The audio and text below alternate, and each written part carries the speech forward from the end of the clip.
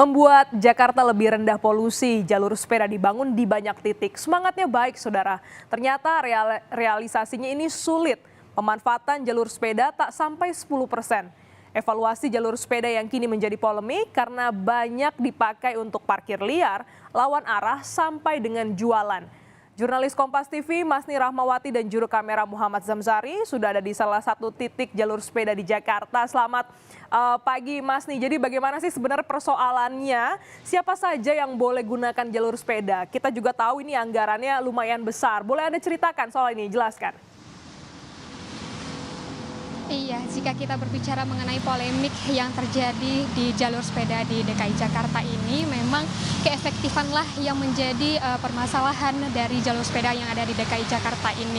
Dan dapat kita lihat, saya akan memberikan gambaran terlebih dahulu di mana saya melaporkan ini. Di belakang saya ini merupakan ada jalur sepeda di Jalan Tentara Pelajar Jakarta Barat ini, dan dapat dilihat memang walaupun jalan ini masih terlihat ramai lancar seperti itu, namun digunakan oleh pesepeda motor untuk melewati jalur sepeda yang hanya diperuntukkan untuk pengguna sepeda saja. Dan juga ini merupakan kondisi dari jalur sepeda yang ada di DKI Jakarta ini, selain digunakan oleh pesepeda motor atau kendaraan bermotor lainnya di jalur sepeda, juga beberapa dari pembatas untuk jalur sepeda ini rusak seperti stikon, seperti sudah ada yang copot, ada yang rusak, dan juga beberapa dari jalur sepeda ini digunakan oleh pedagang kaki lima untuk berjualan, untuk parkir, dan juga sebaiknya sebaiknya digunakan untuk di jalur sepeda yang digunakan hanya untuk pesepeda, tapi digunakan oleh orang lain yang tidak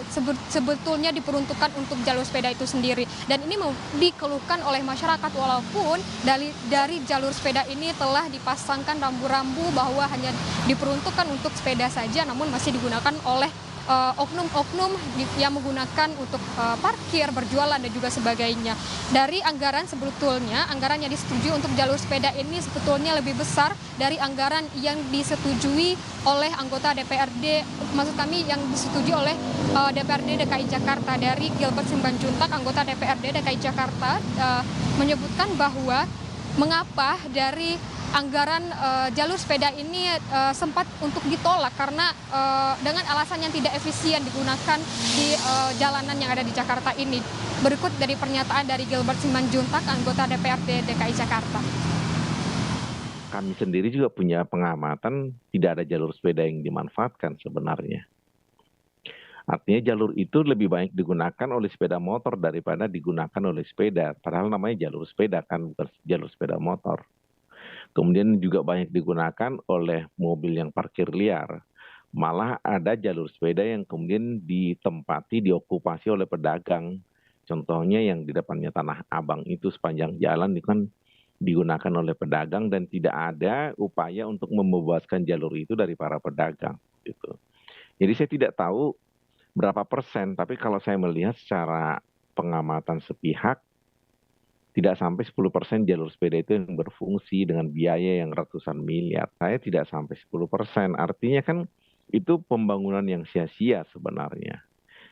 Selain sudah mengurangi jalur yang untuk mobil, jumlah mobil bertambah, jalur mobil malah dipersempit, jalan malah dipersempit. Kalau akar persoalan kan sudah dari awal.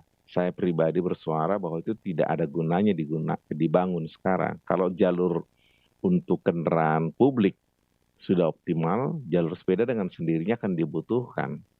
Tetapi tidak ada satupun negara di dunia ini yang membangun jalur sepeda untuk transportasi publik.